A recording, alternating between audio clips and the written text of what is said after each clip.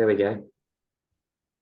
Hi, Dyson. Nice to meet you. I'm so excited that you reached out to me, the founder of the Budapest Book Club, and that you recently published the book. Mhm. And this is not just ordinary book, it's just the book of poems. So I wonder if you have some um, tips or ideas or what drives you, in writing poetry Mhm. book, because I think it's a rare nowadays. So Yeah, sure. Well, thank you for talking with me, first of all. Thanks for the opportunity. It's very exciting. I suppose with the book, it started as a means of catharsis for me. Like it was more self-expressive, um, you know, more about emotional experiences that I had had, and try to make sense of those, I guess, to start with. And then as I got more and more content, I guess it developed into something that I thought I could potentially make conceptually realized and thematically linked. It took a lot of filling in the gaps at that point. You know, you have a lot of things that kind of make sense in your own mind, but once it starts to shift towards a broader readership, hopefully, I guess you start writing differently in the sense of people need to read this and it needs to make sense, right? So mhm. I guess with the way I wrote the book, I tried to write it so that there's an overarching narrative. I think with a lot of poetry, it's just a collection of poems, right? Which, not to disparage that, like that's still good, but I wanted to create something that you could start at the start, get to the end, and understand that there's, a chronology to it. Again, not to say that people couldn't pick up in the middle and read a poem and enjoy it, but I think for me, the overarching narrative of the book was important. And what is the main topic, or what is the theme throughout all of the poems in the book? Yeah, so I guess the overarching thing that I tried to center on was the fact that binding human experience or collective human experience is bound by the fact that we're all born and we all have to die, right? And there's a Hmm. lot that goes on in the middle, but those are probably the two main things that, they bind everyone. Um, so I guess that's where it starts, that's where it ends. And then the middle, is trying to center on some of those experiences that we all have, like love, loss, persistence, happiness, memories.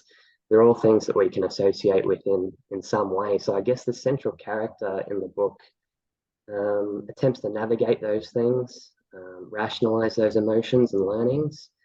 And I suppose the way I wrote it in the end, I hope that when people read it, um, they almost become the central character.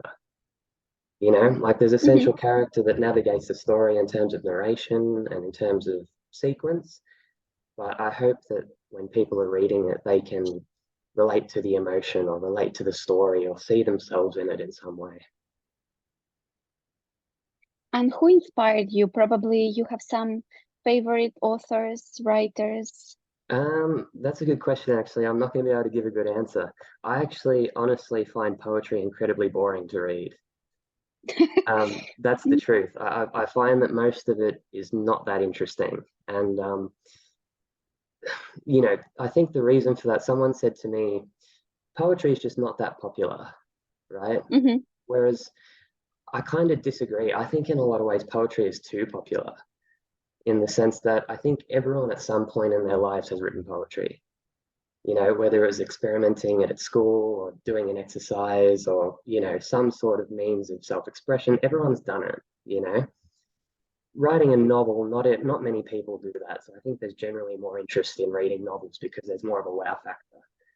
But yeah, with poetry, I think there's almost two schools of poetry now, I think, contemporarily anyway. I think there's people who probably write and it's merely self-expressive, it's merely to convey emotion, but it's Hmm. not necessarily very good. And then there's people who probably think it needs to be too highly structured, too sophisticated. It's no good unless it has certain language constructs and whatnot. Yeah, So, nobody understands them. yeah, exactly. That's right. So I don't read that much poetry, to be honest. Um, in Okay, terms of so you didn't inspiration, use some kind of tricky stuff, or you didn't try to monitor what is like the most trendy topics, or because yeah, you're right. exactly. I think poetry is like, if you want to achieve the big audience, you need to be simple, but then it's not a high level poetry. If you're too complicated, sophisticated, nobody will read you because nobody will understand, right? Yeah, exactly. Yeah, and I think poetry is not that all writing isn't, like all writing is self-expressive, right? But I think poetry is so deeply emotional or deeply personal in a lot of cases that it needs to just be authentic to start with. You know, if you're writing poetry to try to copy what someone else has done, I Mhm. don't think it's going to have a level of authenticity that's going to resonate with people. Agree. And what about you? What emotions did you put in your book? Yeah, good question. I suppose some of it naturally is based on experience that I've had. I guess whenever we create anything, whenever we write anything or paint anything or whatever it is that we're doing, like naturally it's a reflection of ourselves in some way because we're constructing something based on who we are at that moment, and who we are at that moment is based on experience, right? But not all the experiences in the book were things that I've been through or things that I can associate with. Obviously, there were things that I had to use imagination for. And I guess that's where I tried to center on the idea of collective human experience and what I could interpret from it or what sort of emotions it might convey. Yeah, there was a lot of experimentation, and in that there was probably a lot of failure. Like there was a lot of things that I read and went, "Gee, this is terrible," you know, that never ended up Mhm. making it into the book, thankfully. Even now, I read some and go, "Gee, how did that make it in there?" But I suppose that's all part of the process, right? All right. It's still not that concrete, but what emotions do you have now after the book has finished? Like, how do you feel? Or do you think what emotions a particular reader, let's say in Hungary, will have while reading your book? Hopefully, there's a breadth of emotions. Like, again, it was written to try to convey human experience, and I mean that's every emotion, isn't it? Like that's from the deepest and darkest layers of confusion and hurt and loss to happiness and wonder and confusion and questioning. So hopefully people can read it and go through a whole cycle of emotions based on where they are in the book, where the character is in the book as well. Hopefully it's an emotional roller coaster and journey in a lot of ways.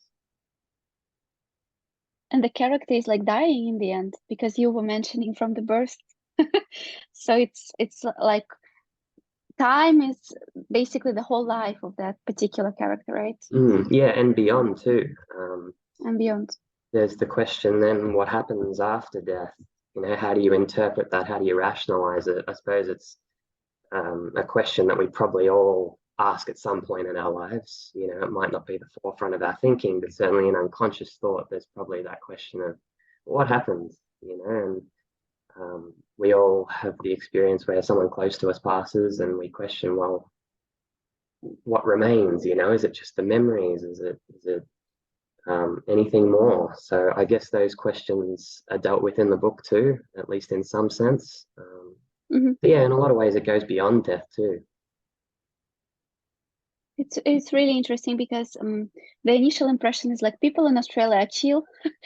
They are really far from troubles and all of the European and other region stuff.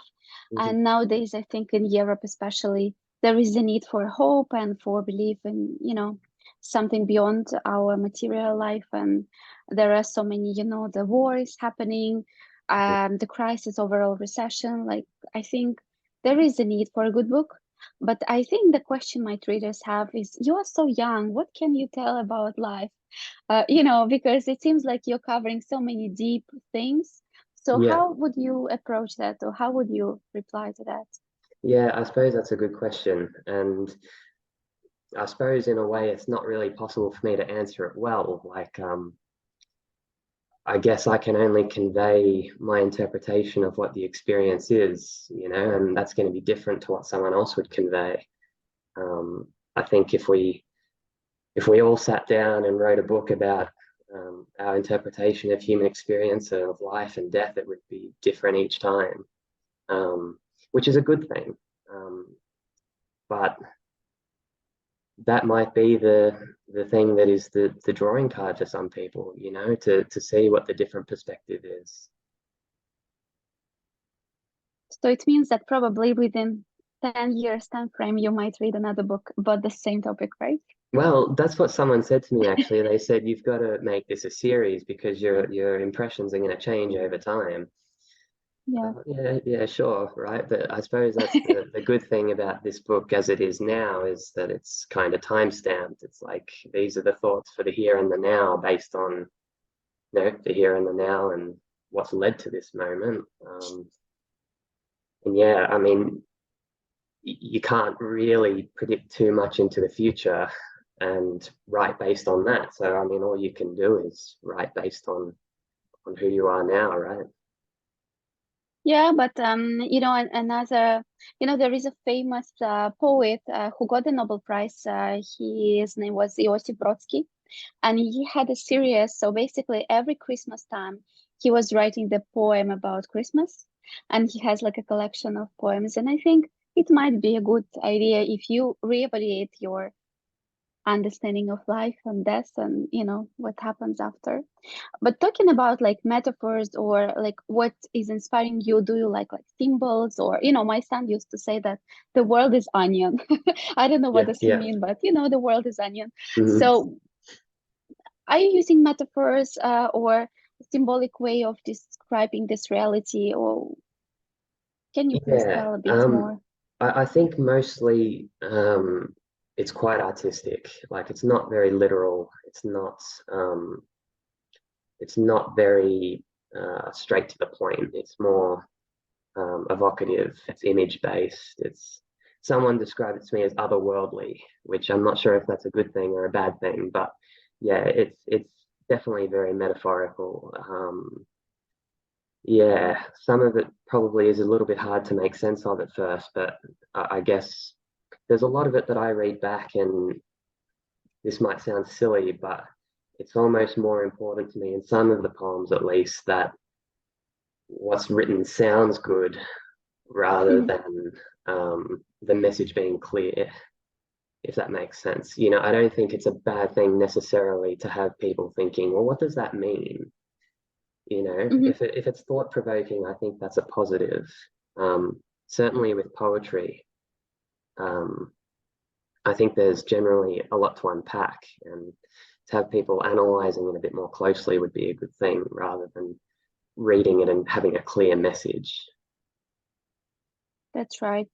And for those who just might be curious about your book, but they haven't started to read it yet, probably you can share a little bit metaphor, sentence, or phrase that is particular close to your heart, or you just, you know. Okay, oh, you've put me under pressure now. I can read one for you if you like. Yeah, I have the book that here. would be. Um, And can it's you please show the book because oh you have the sure, cover, right? Oh my yeah, God. Yeah, oh my God. that's it. Yeah, Um, because just for the readers that in Hungary, as I understand, it's available online, but they can order the copy as well, right? If they want to yeah, have yeah, the yeah, yeah, physical yeah. copy. So if they order it online, it'll be sent out as a physical copy. Yeah. Great. Just let me find it. I should know by now, really, shouldn't I? But I don't.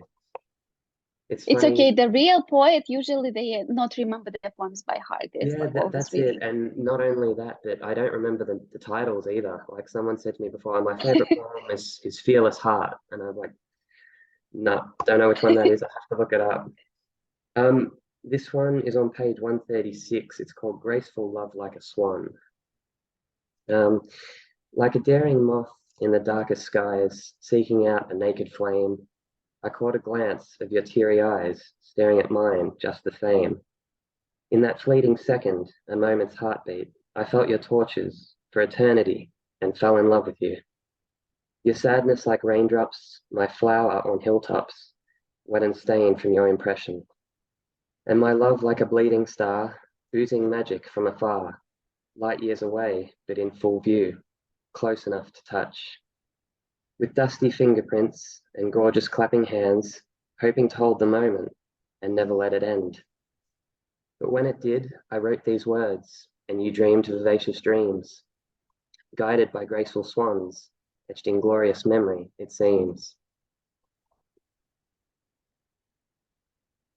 That's That's sweet. And I like this rainbows metaphor so much. Thank you. Yeah, it's funny. People would always say, like, can you narrow down like your top three to send me or something? I go, oh, it Mm-hmm. depends on the day. Like, it depends how you're feeling at the time, which ones you associate with. But I noticed that one was always in the top three. So I always just refer to that one now. Yeah, that's really sweet.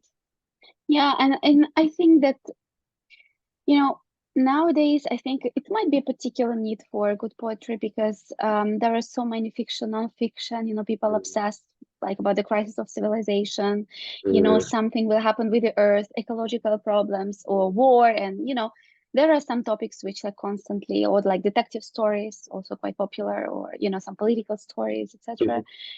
mhm. But poetry is something out of time, out of spaces, out of like everything.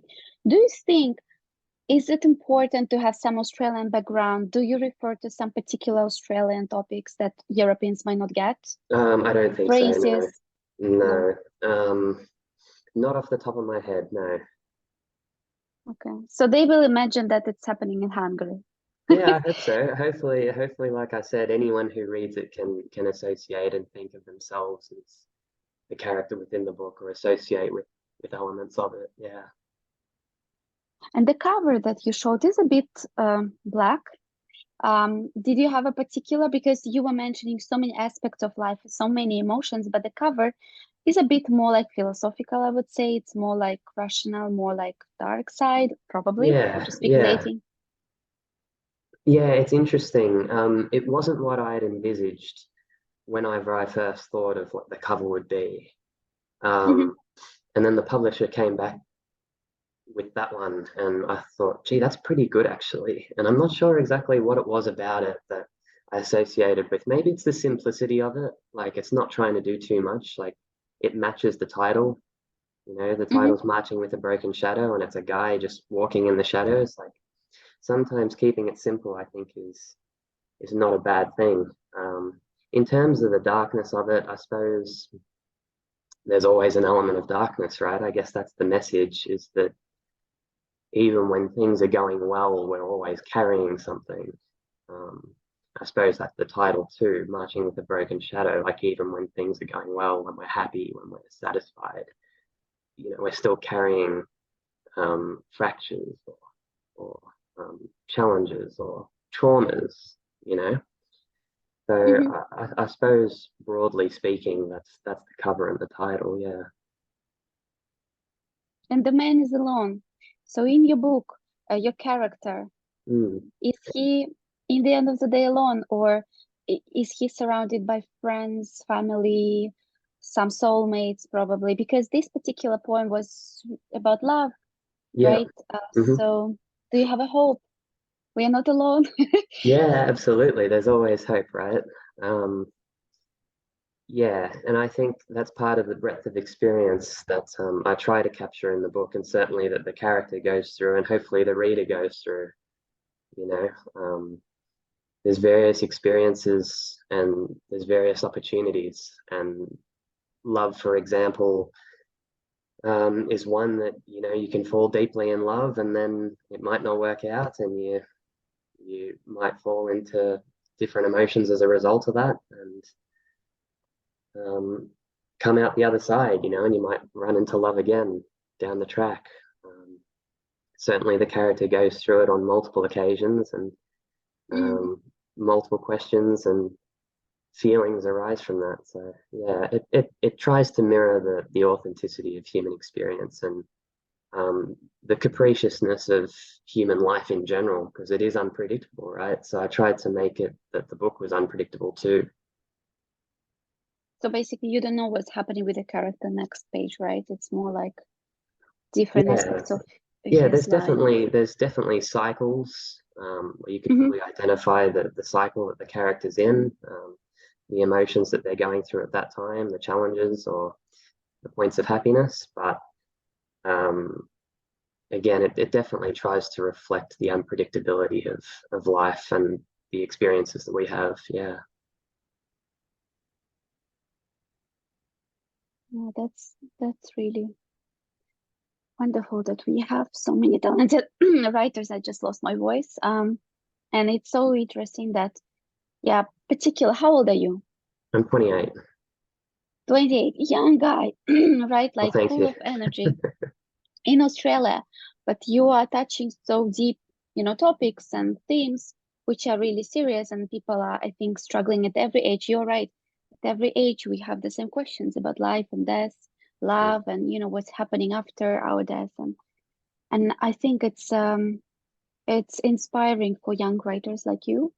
Are you writing something nowadays, or do you have any ideas about your next book, probably? Yeah, I'm working on something at the moment. It's called Stories Heard from the Heart's Whisper, or at least that's the working title at this point. Um, yeah, I think I'll always be writing. Like I write for enjoyment primarily. Um, so as soon as this one was finished, there was, the urge to get back in and be writing again. Particularly, I write all my work to start with. I handwrite, pen and paper, old school. So Hmm. I feel it when I haven't done that for a bit. There's always that sense of, got to get a pen in my hand and write these ideas. Um, so yeah, the next work is very different to what this one was. I figured, I suppose the difficult thing about poetry, I think, in terms of building multiple works, is how you make it distinguishable. You can release another collection of poetry, but it's just another collection of poetry. It might be different ideas, it might have different quality, but I wanted to do something that has a completely different structure. Hmm. So the next one is very much a different structure. It works based on 10 chapters, and each chapter will contain two epic poems, which are, the Hmm. much longer ones, followed by five shorter, punchy poems. Like I tried to basically convey as much meaning as I could in as few words as possible. And those shorter, punchier poems will attempt to reflect or analyze those larger epics. It's simply for the fact that I wanted to do something different.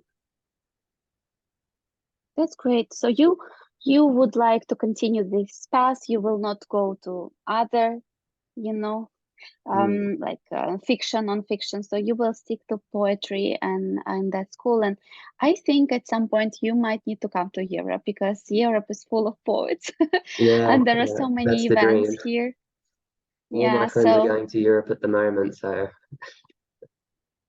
you can do it. So I think even here, it's a bit different club or organization or workshop, but there are people gathering actually, and they're reading, they're sharing their poems. Sometimes it's not professional, so everyone can join, everyone who has some thoughts. As you write, every poem is personal, and I think people using it like a psychotherapy at some mm, point, because they put everything in writing.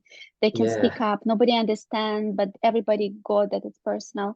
I think Hmm. last time at the event, the guy, the man, I would say, like quite big, um I think he was talking about his father and how he abused him, but it was in the poetry way, right? Yeah, And yeah, yeah, everybody was sharing something.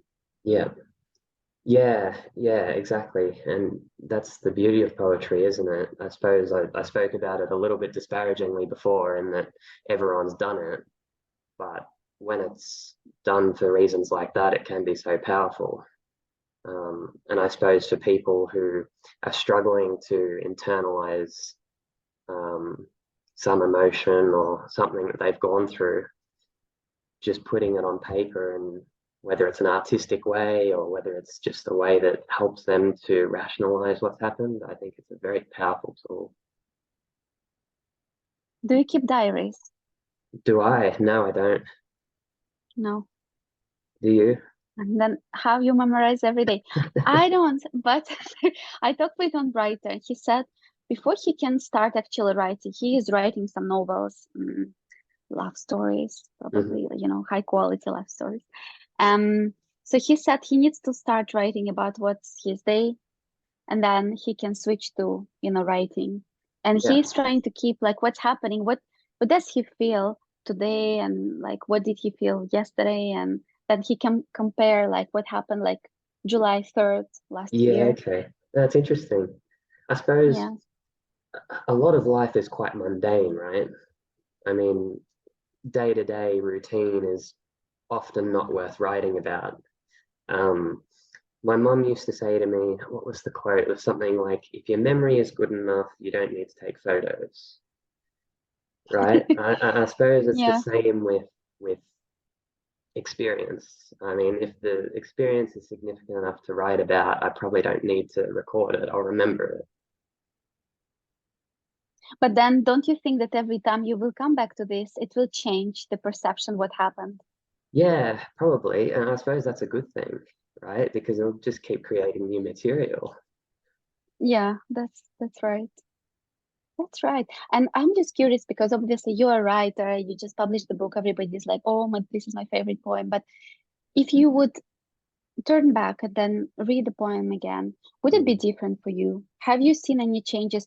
For example, at the moment when you wrote this poem, let's say the first mm. day, and like now when it got published, a lot of people give you some feedback, so you know, impressions, and you touch the same poem. Does it change? How Yeah, do you approach you? How do you feel? it's interesting. I remember the first time that I saw a poem in the book as it was published, and then saw the original as it was handwritten, and could associate with where I was at the time, what I was doing at the time, why I wrote it at the time. And to see it born out from that experience into what it became Mhm. was really interesting. In terms of how they've changed, I suppose it's difficult for me because after going through such a heavy editing process, I probably started to look at them very critically.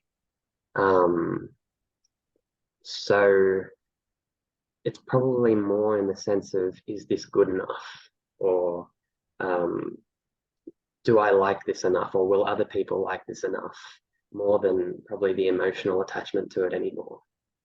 Mhm. Um, Obviously, there's some that I read and go, oh, yeah, that's okay. I like that. But yeah, I think that's probably the process, or the part of the process that's difficult is detaching from um, reading for enjoyment or writing for enjoyment, and then having that critical mind to assess whether or not this is actually good enough to put out there. So yeah, I suppose there's a level of detachment from it now that yeah, I don't really read them with the perspective of what was it like at this time compared to Mhm. that time, you know? Yeah, you sacrifice that because you became, you know, publicly available, and I guess your secret poems still somewhere. Mm, And yeah, probably you will never publish them. You know, exactly. sometimes when like famous poets died and then like, oh, we revealed his archive and we Yeah, found yeah, this and no, that. no, no. I look Yeah. at those and I go, gee, these, that's probably one point where I look at maybe what a poem became as to how it started. And I can go, well, Hmm. that's a pretty good process because when I read how they started, I go, gee, these are just not good, like at all. So I suppose that's one point of satisfaction. Yeah. But it's subjective. I mean, not good, This is good, I true. think probably you will change. And I think with poetry particularly, it's like a song, right? Somebody Yeah, will like your song, somebody will not, but it doesn't mean that the song is not good, right? yeah, exactly. Yeah, that's right. Mm, Yeah. And your audience will find you, that's for sure. Um, just to be conscious of time. mhm. If we just so Dyson, I'm really happy that you know we met at least virtually. Likewise, thank you. Yeah, Um, I think you're doing great stuff, and thank you. it's the ambition, you know, that you will cover, I think, essentially every, you know, every country on the globe. And I think no matter, you know, how people will, you know, provide feedback or how they will compare, it does not matter. The most important thing you started to share. Mm, Um, I think the topics you're raising are really important nowadays, and people, I think people need book like you just wrote because it's something unique.